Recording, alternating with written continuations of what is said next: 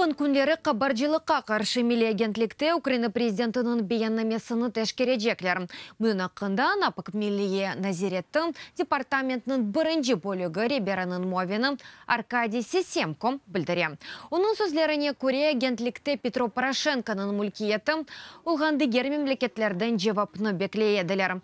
Напық бүгін күнде меморларының 39 электрон бейаннамесіні бұтунлей тәшкерді. 4 весиқада бозылу ве хаталарыны тапмады. Бұл мәлімат қабаржылыққа қаршы милли бюроға берілді.